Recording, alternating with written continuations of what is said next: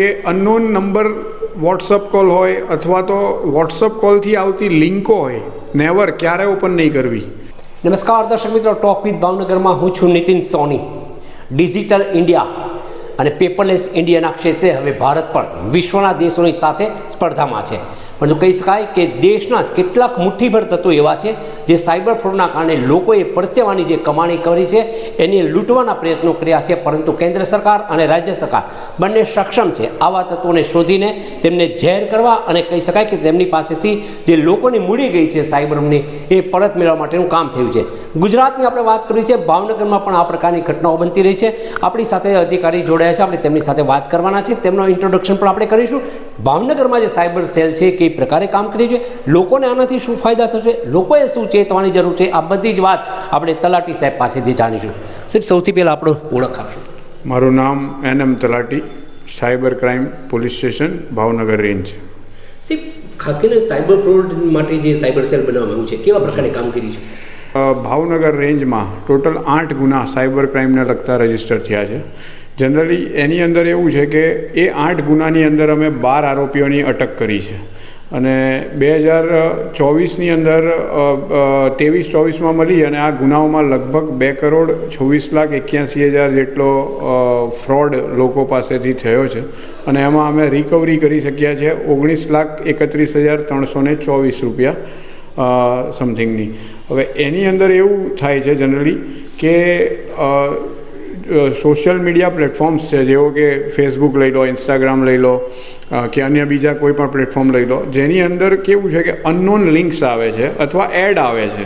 સમજો કે શેર બજારને લગતી એડ હોય કે તમે આમાં આ એપ્લિકેશનનો યુઝ કરી અને શેર બજારમાં ઇન્વેસ્ટ કરશો તો એમાં તમને કમિશન વધારે મળશે, પ્લસ તમારા લોસના ચાન્સીસ ઘટી જશે.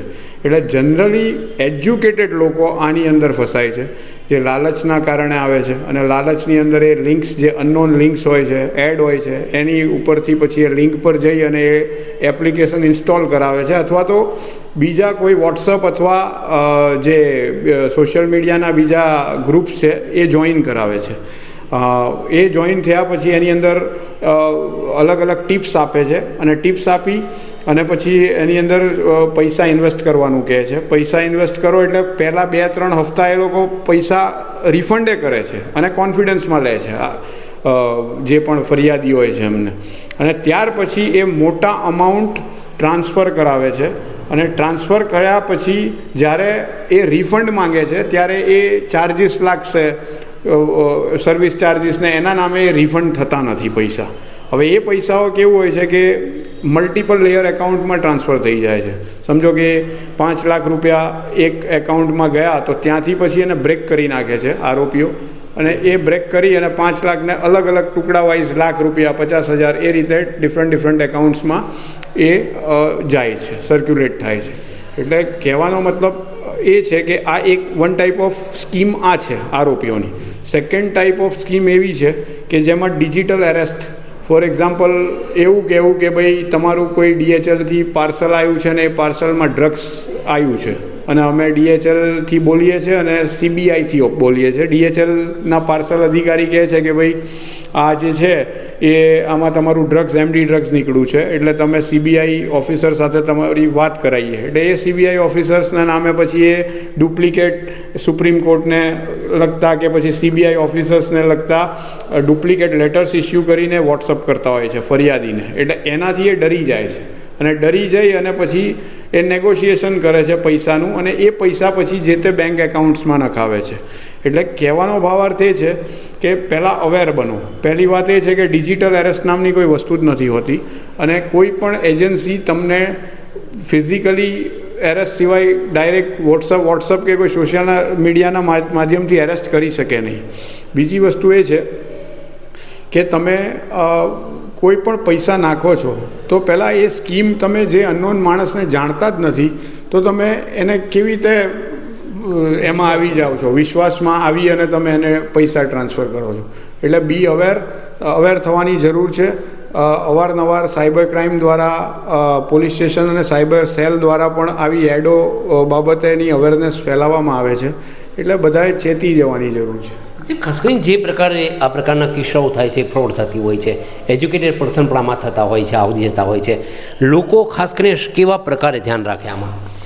લોકોએ મેં તમને કીધું એ રીતે કે અનનોન નંબર વોટ્સઅપ કોલ હોય અથવા તો વોટ્સઅપ કોલથી આવતી લિંકો હોય, નેવર ક્યારે ઓપન નહીં કરવી. અને એ લિંક કેવું હોય છે કે એ લિંકથી તમને પછી first stage to second stage પર લઈ જાય, સેકન્ડ સ્ટેજથી થર્ડ સ્ટેજ પર લઈ જાય, પછી તમને કોઈ એપ્લિકેશન ડાઉનલોડ કરાવે, પછી તમને વિશ્વાસમાં લેવા માટે એ 1-2 ટ્રાન્ઝેક્શન્સ પણ આપશે. એટલે તમારો એક ભરોસો થઈ જાય, નાના નાના ટ્રાન્ઝેક્શન્સ આપશે અને પછી એ તમને ઇન્વેસ્ટ કરવા માટે લલચાવશે. એટલે તમને વિશ્વાસ થઈ જાય છે કે ભાઈ આ ટ્રાન્ઝેક્શન આવે છે એટલે તમે પછી એમાં વધારે પૈસા નાખો છો. અને જ્યારે વિડ્રોવલની વાત આવે ત્યારે એ વિડ્રોવલ ના નામે ચાર્જિસ માંગે છે. આની અંદર જનરલી VPN યુઝ કરે છે આ લોકો, વર્ચ્યુઅલ પ્રાઇવેટ નેટવર્ક યુઝ કરે છે. કોલિંગ કરે છે તો એ GSM કોલિંગ મતલબ કેટલાક કિસ્સામાં નથી હોતું અને એ IPનો યુઝ કરી અને VPN નેટવર્કનો યુઝ કરીને વર્ચ્યુઅલ નંબરો પણ ડિસ્પ્લે કરાવતા હોય છે. સાહેબ છેલ્લો સવાલ છે, સાયબર સેલ માટે આ કામ અઘરું હોય છે આમ તો એવું કહી શકાય, તેમ છતાં કેવા પ્રકારે કામગીરી પકડીને આ પ્રકારના કિસ્સાઓને આપણે સોલ્વ કરીએ છીએ? અમે લોકો ઇનિશિયલી પહેલાં એનાલિસિસ કરીએ છીએ કે એક્ઝેક્ટલી બનાવની શરૂઆત કેવી રીતે થઈ છે અને પછી લેયર વાઇઝ લેયર્સ, કોઈ કોલ નંબર્સ હોય તો એના ટેકનિકલ એનાલિસિસ કરીએ છીએ. લેયર વાઇઝ લેયર જે બેંક એકાઉન્ટ્સ છે એની ડિટેલ્સ ચેક કરીએ છીએ અને એ પ્રમાણે અમારી કામગીરી કરીએ છીએ. દર્શક મિત્રો, આપણે વાત કરી છે સાયબરના જે ફ્રોડ થઈ રહ્યા છે, કેમ રીતે લોકોએ બચવું જોઈએ. સામાન્ય રીતે જે પ્રકારે તલાટી સાહેબે કીધું છે, કેટલીક વાતો મેં આપણે સમજણ આપી છે. આશા રાખીએ લોકો અન નંબર ઉપરથી જે આવતા મેસેજો છે, લિંકો છે, એમનાથી સાવચેત રહે તો જ પોતાની જે મરણ મૂડી જે એકઠી કરી છે એ બચાવી શકશે. તેમના જે પૈસાનો વ્યર્થ છે એ બચી શકશે. માત્ર જાગૃતિની જરૂર છે અને જો આપ વધુ પડતા એમાં ફસાઈ ચૂક્યા હો તો સાયબર સેલ છે એમનો સંપર્ક કરવો જરૂરી છે. ફરી મળીશું એક નવા વિષય સાથે, ત્યાં સુધી રજા આપો.